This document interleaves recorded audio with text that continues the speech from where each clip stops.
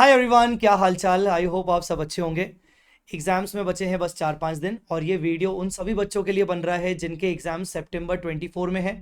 पहला paper advance accounting 12 तारीख को है और उसी के लिए मैं ये वीडियो बना रहा हूँ। पूरा वीडियो देखना। मैं इसमें पूरा प्लानर डिस्कस करूंगा 4-5 दिन में आपको कैसे चीज़ों को कवर अप करना है, इंक्लूडिंग एग्जाम डे पे आपको क्या करके जाना है, ये चीज़ों का ध्यान रखना। ठीक है। अभी जो ये प्लानर मैंने आपके साथ किया है, देखिए अगर आपने अपना प्लानर ऑलरेडी बना लिया है तो भी मैं आपको बोलूंगा कि एक बार वीडियो जरूर देख लेना। हो सकता है आपको कुछ चीजें इंपॉर्टेंट समझ में आ जाए और अपने प्लानर में आप उसमें इनकॉर्पोरेट करने की कोशिश करो। और अगर प्लानर नहीं बनाया है, ढंग से नहीं बना, तो आप इस प्लानर को फॉलो अच्छे से कर सकते हो। दूसरी चीज, यहां पर बच्चे बोलते हैं sir A category, B category, C category, ABC analysis वगैरह दो। बच्चे एबीसी एनालिसिस को किस तरीके से देखते हैं? सर जो ए कैटेगरी टॉपिक होंगे सबसे पहले वो हम कर लेंगे, बी कैटेगरी टॉपिक को उसके बाद करेंगे, सी अगर टाइम मिलेगा तो करेंगे, नहीं तो नहीं करेंगे।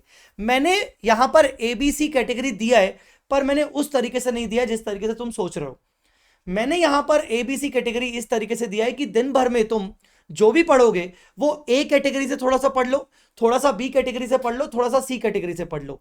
उसका रीजन देखो, भरोसा नहीं है इंस्टीट्यूट का, बिकॉज सितंबर 24 भी कहीं ना कहीं एक सेकेंड अटेम्प्ट है न्यू सिलेबस के लिए। तो हम यहां पर ना अपना एबीसी एनालिसिस कुछ ज्यादा अच्छे से नहीं कर सकते। ठीक है, तो हमें हर चीज को इंपॉर्टेंस देनी है, हमें हर दिन हर कैटेगरी से थोड़ा थोड़ा पढ़ना है। अब अगर ए कैटेगरी पूरा पूरा पढ़ोगे तो ए कैटेगरी तो सब भारी भारी टॉपिक होंगे, पूरे दिन भर में भारी भारी टॉपिक पढ़ोगे तो मजा नहीं आएगा। थोड़े हल्के फुल्के टॉपिक भी पढ़ के अपने आप को कंफर्टेबल कर सकते हो। दूसरी बात, मैं अज्यूम करके चल रहा हूं कि तुम 10 से 12 घंटे आराम से अपना इफेक्टिव टाइम निकाल रहे होगे। इफेक्टिव टाइम तुम अपना 10 से 12 घंटे का निकाल रहे होगे, मैं ये अज्यूम करके चल रहा हूं। ठीक है, अब ध्यान से देखना क्या क्या करना है। डे 1 अगर तुम 4 दिन दे रहे हो, मैंने ये प्लानर 4 दिन के हिसाब से बनाया और एग्जाम डे पे तुम्हें क्या करना है वो बनाया है। फर्स्ट डे में तुम्हें internal reconstruction, cash flow, buyback, AS12, AS13, financial statement, ये सारी चीजें करनी है। फाइनेंशियल स्टेटमेंट के अंदर शेड्यूल 3 का फॉर्मेट वगैरह, करंट एसेट, करंट लायबिलिटी की डेफिनेशन वगैरह एक बार ओवरव्यू कर लेना। अब मैंने फर्स्ट डे पे ये सब क्यों रखा है? क्योंकि इंटरनल रिकंस्ट्रक्शन एक बार पढ़ लिया, 5-6-7 दिन तक नहीं पढ़ेंगे तो कोई दिक्कत नहीं।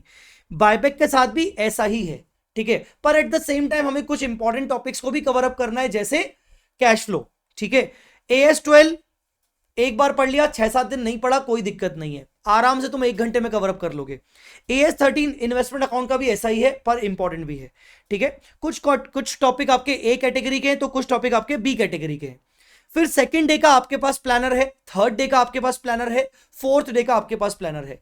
फोर्थ डे तुम देखोगे तो मैंने मैक्सिमम थ्योरी टॉपिक्स जितने भी होते हैं, AS4, 5, 9, 18, 24, 25, 29, वो मैंने लास्ट में रखे हैं। बिकॉज ये थ्योरी टॉपिक्स तुम शुरू में करके कुछ उखाड़ नहीं लोगे, वापस से भूल जाओगे। ठीक है, तो ये थ्योरी टॉपिक तुम लास्ट के लिए रखें।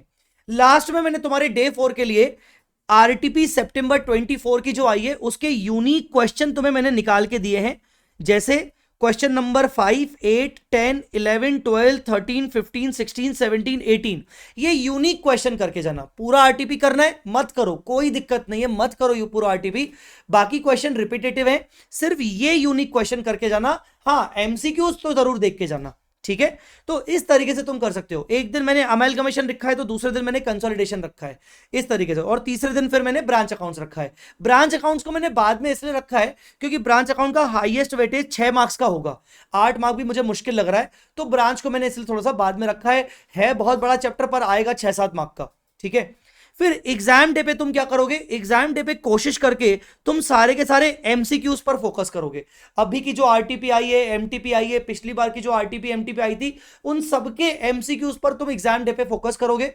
और जो जो चीजें तुम्हें लगता है रटने वाली हैं, जैसे शेड्यूल 3 हो गया, शेड्यूल 3 का फॉर्मेट हो गया, जो जो रटने वाले आइटम्स हैं उनको तुम एक बार वापस से ओवरव्यू कर लोगे। अगर तुम्हारा कुछ थ्योरी टॉपिक बचा हुआ तो ओवरव्यू कर लोगे। ठीक है, अच्छा सर हम क्वेश्चंस कहां से करें, कितने करें? 182 मस्ट डू क्वेश्चन की लिस्ट मैंने अटैच की हुई है, नीचे तुम्हारे पास सारे लिंक है। ये मैंने जो प्लानर बनाया है ये तुम्हें टेलीग्राम पे मिल जाएगा, टेलीग्राम का लिंक तुम्हें मिल जाएगा। जैसे क्लिक करोगे तुम इस प्लानर पे पहुंच जाओगे।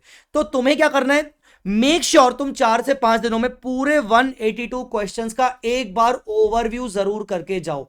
सर खाली खाली 182 क्वेश्चंस देख के जाए, कुछ और नहीं देख के जाए, चलेगा? बिल्कुल चलेगा, ठीक है। दूसरा, chart book for small as. अब मान लो तुम यहां पर कहीं अटक गए, तुम्हें लग रहा है यार मैं कहां से क्या कवर करूं, तो ऐसे कोई एएस जो तुम्हारे थ्योरी एएस हैं, स्मॉल टॉपिक्स हैं, लास्ट में टाइम नहीं बचा, तो तुम चार्ट बुक से करके जाना। चार्ट बुक तुम्हारे पास होगी तो अच्छी बात है, नहीं होगी नीचे फ्री रिसोर्सेज वाला जो पीडीएफ है वहां से चार्ट बुक ले लेना, चार्ट बुक दिया हुआ है। अच्छा, अब focus more on question part in theory as and topics like framework, AS1, 4, 5, 9, 17, 18। ये तुम्हें जो गंदे गंदे टॉपिक दिख रहे हैं ना, ये गंदे गंदे टॉपिक, अगर तुम्हें लगता है कि तुम इनके थ्योरी पढ़ के, तुम इनके कॉन्सेप्ट्स पढ़ के कुछ समझ में नहीं आ रहा है, टाइम वेस्ट लग रहा है, इनके क्वेश्चंस को ओवरव्यू कर लेना। एटलीस्ट मेरे 182 क्वेश्चंस की लिस्ट में से इनको देख के जाना, क्योंकि कई बार ऐसा होता है कि सर थ्योरी टॉपिक पहले कभी खास किए नहीं है, अच्छे से हुए नहीं है, कैसे करूं क्या करूं समझ में नहीं आ रहा, तो उनके 182 क्वेश्चंस तो एटलीस्ट देख के जाना, ठीक है। हालांकि ये इनमें से कई सारे टॉपिक्स का मैंने अभ्यास बैच के अंदर बहुत अच्छे से करवाया है, तो तुम वो भी रिफर कर सकते हो, ठीक है। हाँ, अब जो बड़े बड़े टॉपिक होते हैं, तो बड़े बड़े टॉपिक में सर हमें राइटिंग प्रैक्टिस करनी चाहिए कि नहीं, मैं आपको रिकमेंड करूंगा कि एक दो क्वेश्चन की राइटिंग प्रैक्टिस करके जाना। मैंने जिन जिन बच्चों से बात की, जो बच्चे फर्स्ट अटेम्प्ट में क्लियर करते हैं, रैंक आती है, रैंक नहीं भी आती है पर फर्स्ट अटेम्प्ट में क्लियर करते हैं, वो बच्चे मुझे हमेशा बोलते हैं कि सर हमने लास्ट के 4-5 दिनों में भी अपनी एक एक क्वेश्चन की राइटिंग रखी थी। तो जैसे कंसोलिडेशन का चैप्टर हुआ, amalgamation, branch, financial statement, cash flow और ये इंपॉर्टेंट एएस, कम से कम इनमें से एक दो क्वेश्चन की राइटिंग प्रैक्टिस जरूर करना। फॉर्मेट में करनी हो ऐसा जरूरी नहीं है, पर एटलीस्ट भले रफ में ही सही, पर ढंग से राइटिंग प्रैक्टिस करके जाना, तुम्हें बहुत फायदा मिलेगा, ठीक है। बाकी ये बहुत सारी लिंक हैं, जैसे अभ्यास बैच में हमने लगभग 90% कवरेज किया पूरे कोर्स का, वो पूरा प्लेलिस्ट है, एक बार देख लेना। जो जो टॉपिक तुम्हें अच्छे नहीं लग रहे, समझ में नहीं आ रहे हैं, या तो अभ्यास बैच प्रैक्टिस के फॉर्म में, क्वेश्चन डिस्कशन के फॉर्म में, या तो रैपिड रिवीजन कॉन्सेप्चुअल अंडरस्टैंडिंग के फॉर्म में, तुम यहां से देख सकते हो, ठीक है। अगर तुम्हें कोई इंपॉर्टेंट अकाउंटिंग स्टैंडर्ड्स को रिवाइज करना है, तो मैंने उसकी एक सेपरेट प्लेलिस्ट बना के रखी है। 10 से 20 मिनट के अंदर हर एक एएस तुम रिवाइज कर सकते हो। हर एक एएस को मैंने 10-20 मिनट में रिवाइज करवाया है चार्ट बुक से, ठीक है। ये इंपॉर्टेंट लिंक है, इसके अंदर तुम्हें मस्ट डू क्वेश्चंस की लिस्ट मिल जाएगी, फ्री चार्ट बुक मिल जाएगी, अभ्यास बैच के नोट्स, रैपिड रिवीजन के नोट्स अगर तुम्हें मान लो लगते हैं तो वो मिल जाएंगे, एमसीक्यू बुकलेट, एमसीक्यू वाली चीजें मिल जाएंगी, ऑडियो रिविजन्स मिल जाएंगी, अगर तुम्हारे काम आएगा तो। इसके अलावा सर आपका मैराथन आएगा कि नहीं, गाइज मैं आपको सच बताऊं, मेरे पास अभी मैं पूरा फुल डे पैक हूं, सुबह से लेकर रात तक मैं पैक हूं, और पूरा अभ्यास बैच मैंने आपको यूट्यूब पे दिया है कंप्लीटली। अभ्यास batch was specifically for September 24 attempt, जिसको मैंने लाइव आके लिया, it was 100% live on YouTube. तो मुझे नहीं लगता कि आपको इसके अलावा और कोई जरूरत है। मई 24 में जो भी मैंने मैराथन लेक्चर्स लिए थे, लगभग मैंने 80% सिलेबस को 18 घंटे में कंप्लीट किया था। वो मैराथन लेक्चर्स का पार्ट 1, पार्ट 2, पार्ट 3 आपको थंबनेल से ही दिख जाएगा कि मैंने पार्ट 1 में कौन से टॉपिक करवाए, पार्ट 2 में क्या करवाया, पार्ट 3 में क्या करवाया, इवन टाइम स्टैम्प भी डले हुए, तो वहां से तुम कर सकते हो, ठीक है। तो मैराथन ऑलरेडी डले हुए हैं, वो कंप्लीटली अपडेटेड है, मई 24 के लिए थे, तो ऑब्वियसली ये सितंबर 24 और जनवरी के लिए काम करेंगे, ठीक है। और एमसीक्यू डिस्कशन का वीडियो भी डला हुआ है। अगर मुझे और कुछ लगता है कि और कुछ चीजें इंपॉर्टेंट है, तो मैं जरूर आपके लिए लाने की कोशिश करूंगा। बट अगर आप इतना भी चीजों को फॉलो करते हो, मैं आपको गारंटी से बोल रहा हूं, आपको एडवांस अकाउंट्स में पास होने से कोई नहीं रोक सकता, आपको एग्जाम्शन लाने के से कोई नहीं रोक सकता। ये 182 क्वेश्चन दमदार क्वेश्चंस हैं। मेरा मानना है, I am not 100% sure, but I am 99% sure, paper इस 182 क्वेश्चंस में से ही बनेगा। और अगर जैसा मैंने आपको चीजें बताई हैं, राइटिंग प्रैक्टिस वगैरह करने को बोला है, अगर उतना करके गए तो 60 प्लस मार्क्स आराम से लेके आओगे, ठीक है। सो फॉलो करो इस शेड्यूल को अकॉर्डिंगली, एबीसी जो मैंने कैटेगरी दी है उसी के अकॉर्डिंग फॉलो करो। और अगर आपको कुछ और मुझसे पूछना है तो वीडियो के कमेंट में मुझसे पूछ लो। ये आपको प्लानर कहां से मिलेगा, डिस्क्रिप्शन में आपको एक लिंक होगा, उस लिंक को जैसे ही क्लिक करोगे आप टेलीग्राम पे चले जाओगे, वहां पर आपको ये मिल जाएगा। So guys all the very best. मैं हमेशा कहता आया हूं कि आपके लिए हमेशा खड़ा हूं, पहले भी खड़ा था, अभी भी खड़ा हूं, तुम बस लगे रहो, तुम्हारे लिए मैं हमेशा अंत तक साथ दूंगा। तो ये इसको कंसिडर करो। इसके अलावा अगर आपको कुछ और चाहिए तो मुझे कमेंट में बता देना। All the very best guys, God bless you. I hope आपके बहुत अच्छे मार्क्स आएंगे। All the best.